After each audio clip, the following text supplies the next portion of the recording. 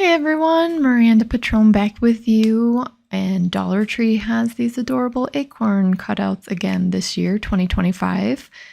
They are wood. So I just painted mine black for the background and I just kind of etched in some grid lines here for the acorn cap, just on a diagonal.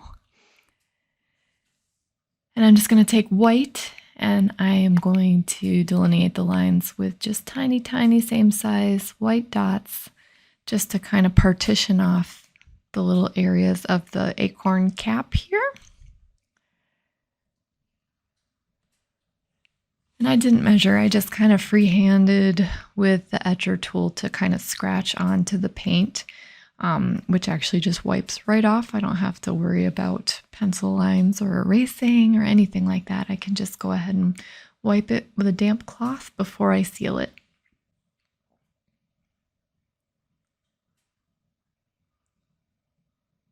I'm just using the angled spot detailer brush. It's from Princeton. We're just going to do some little dots. So if you have dotting tools, it's just a small end of a dotting stylus. So I also put in 3 grid lines here to just kind of also give it some spacing. So we have 4 little sections in the acorn body.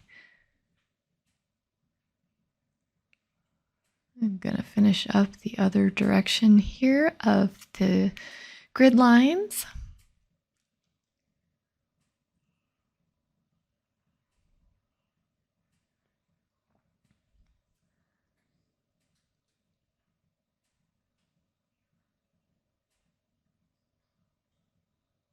It almost has like a quilted look. And we'll let that dry while we work on the base of the acorn. So this is an acrylic rod. It's just got a flat bottom.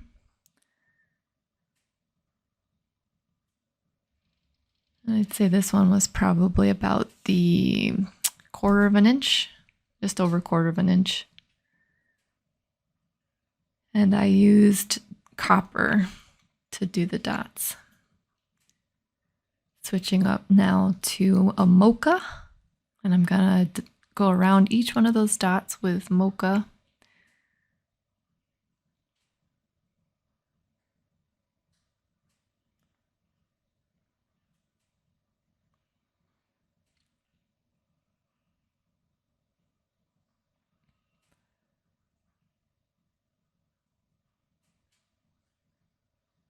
And then this is a burnt sienna. These are just some warm brown tones that we'll use to start here.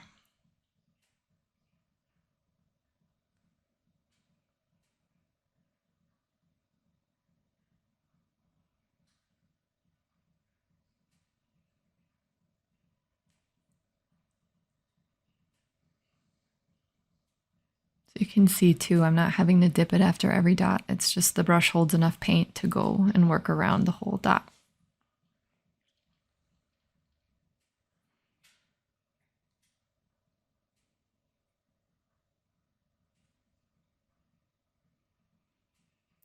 So this one is a raw umber. And obviously you can use your own colors for the design too, make it your own.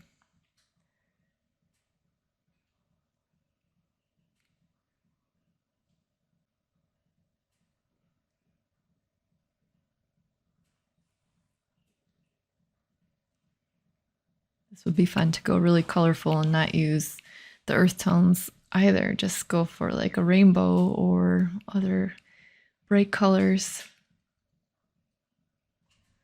This little delicious color is called Pearl Red. It's copper from Arteza. So it's a little bit thicker, but putting it down with a brush is pretty decent. And now we'll go back to that light khaki mocha here to finish off this design.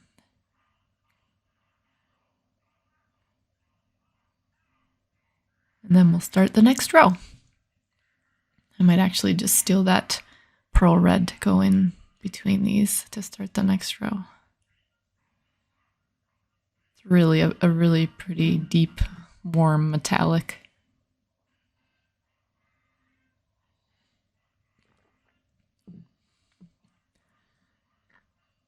So this is an acrylic rod, and it is the pearl red.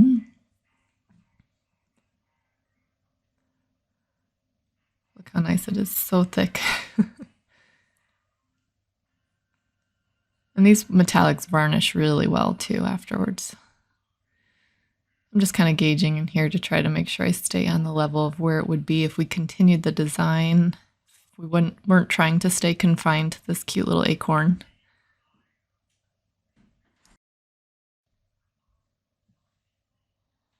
The one thing about the thicker you can see is it has that bump in the middle. So I've seen people actually just swirl it around and soften it down, but I might actually just do another top dot over it after. This is back to the burnt sienna, and we'll do some rings around here.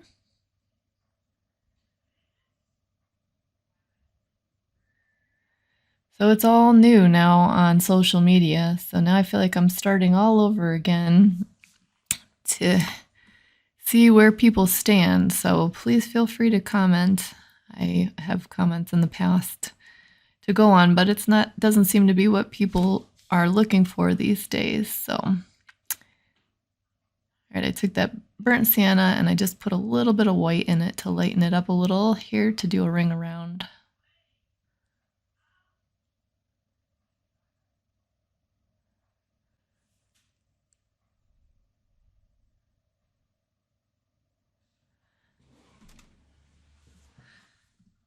And since this is one of my first real painting ones coming back, I'd love to hear from you all. I'll just start where I left off there. Some people say they do not like the speaking so much. Some people only like music. I'm going to try to mix it up off and on to spare my voice a little, but also spare you all if you don't want to hear it all the time. So I feel like instructions are appropriate though when you're trying to learn how to do the brush, like pushing down, you cannot tell that I'm pushing down harder from the video. So I feel like instructions like that are helpful. This next ring.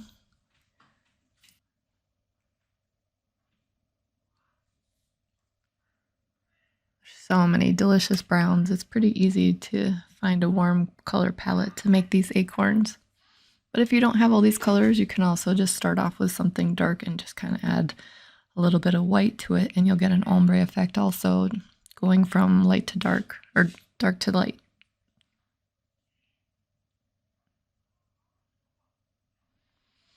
So on the edges, it gets a little, I don't worry as much about how many I put down because we're mostly just filling it in for the color.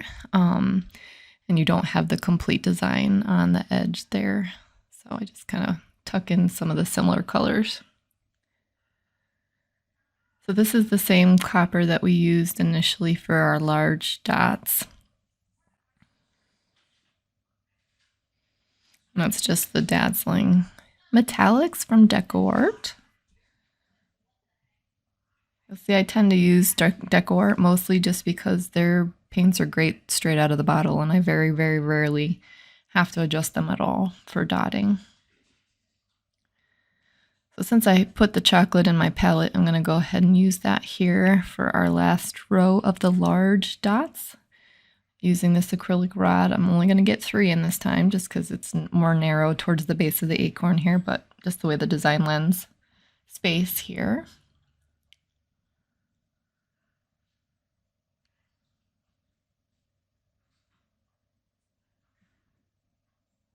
And as I was saying, as far as the edges, kind of tucking in dots that don't necessarily align with what we put in the rows, the same is going to happen when you get to the bottom, the base of the acorn. So don't panic if you are not tucking them in or you don't have as many rows as I do. Just once you get to the sides or the bottom, just try to keep a uniform color, nothing too stark in contrast to what you have down already. And it'll work out just fine. You're up close and personal with the design. It starts sometimes to feel like, oh, I messed that up, or these rows aren't perfectly aligned, or, I'm not following a stencil, so I'm outside the lines. There are no lines. I have to start just breaking that. I understand the want for order, and it always has stressed me out just having the lines there where you're having to follow a stencil just because you can't relax. You have to just enjoy doing the art. But if you're someone who likes the stencils, that's fine. And if it makes you comfortable following the lines, that's fine too. And it may help even when you get to the end of the design to see where you've already mapped out your lines. But just me personally, I just tend to not use them, but also want people to just enjoy their painting. So you have just calm and not stressed. So this is dark umber. I haven't used it yet in this palette, but as I'm getting near the bottom, I don't know why, I just felt like I wanted a darker color. So the dark umber is the next row that I'm putting down here.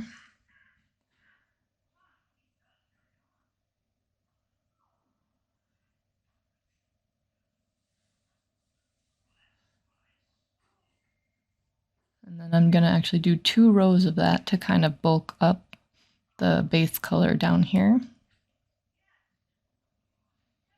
Like I said, you just don't want it to be anything stark in contrast if you're trying to make it look more uniform.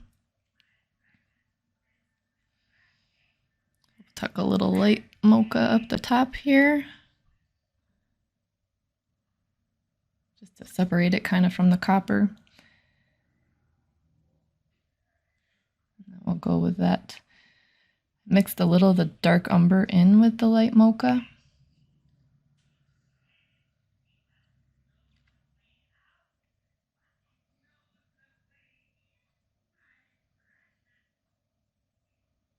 I'll do 2 rows of that as well. But you can see too, like once you finish the piece, it's not going to be, oh, you only did 3 rows of this or 2 rows of this, or there's only 1 row of every other color, but down here there's 2. Nobody's going to be counting that when they're looking at your art. It's just going to be a beautiful little piece. And back to the dark umber here for the bottom of the acorn. And like I said, it's just kind of tucking in for colors to develop the base color and finish that out. It doesn't have to be perfect in the design. So now we're going to start on our top little quilted looking part here. This is Champagne from the Americana Metallics. And this one's actually super bright. This might be the multi-surface one that I used. They do have one in the regular, they have one in the multi-surface. So the multi-surface ones you can use on ceramic mugs, you can use on a lot of other things. But I'm just going to kind of tuck in a few rows here of the champagne. And then we'll offset the other diamond areas with a darker metallic probably here we'll do.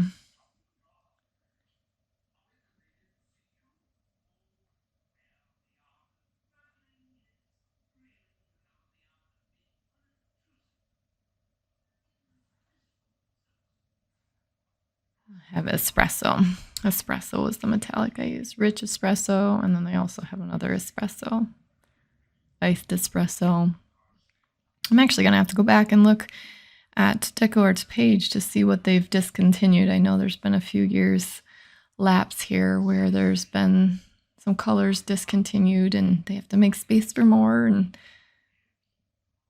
I understand, but some of them are so lovely I hate to give them up, so I try to hang on to them for as long as possible.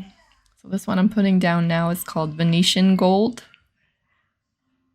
You can see it's got a little more of a yellowy tint than the champagne, so it's a little more golden. So we have champagne, espresso, and Venetian Gold were the 3 that I'm using for the fill for the lid. But see, the fill work is just haphazardly dotting in their lines of the diamonds.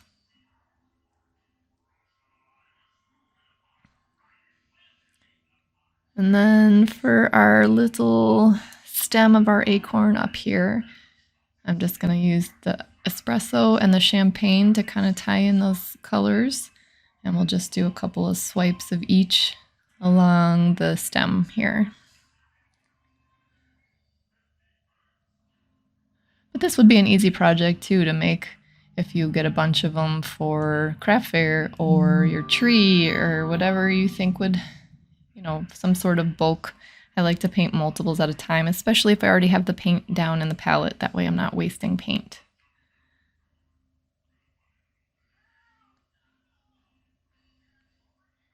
So shiny. So you can see that's what it looks like here. One of my little pearl reds got hit by my kitten, so it's a little goopy. I'm going to have to go through and dot over it, but I will varnish this after it's dry with Liquitex, and I will set a picture in here to show you all coming up in just a minute. Alright, so I'm just going to preface this next clip by saying it's not on the tripod. I'm off-roading here a little bit, so it is a little bumpy. I'm not steady with trying to do two things at once and hold the camera. So bear with me, and I hope that you can see the varnish from this video clip. So this is the little guy down here, drying next to his friends. Oop, I got a bubble, I got a pop, I see it. So I usually just take a sponge brush or something like that, and I just touch it to the bubble to pop them. Just gently, and that way it doesn't dry with a spot in the varnish that's problematic. So that'll seal. But you can see too, it's already shinier than it was.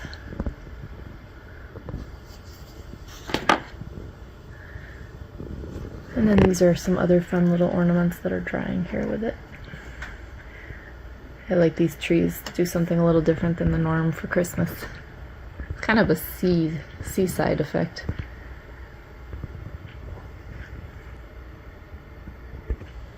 And just so you see what I used, I usually stick with this because it's never failed me. Liquitex High Gloss Varnish. And if you don't want shiny, they have matte versions as well. Alright, and here is our finished little acorn, all nice and shiny. You can see it's still a little bit wet, but it'll dry looking the same as this. And some people choose to put more than one coat or not, but that is our finished product. I hope you all enjoyed creating with me, and I really am looking forward to your feedback. Like I said, coming back and being in the swing of things is a challenge with all the changes and AI and social media changes. So I look forward to hearing constructive criticism, whatever, support, hellos, whatever you want to put in the comments, feel free. I don't know, maybe I shouldn't leave it open for that these days. We'll see. All right, I hope you are all doing well. It's so great to be back with you. Happy painting.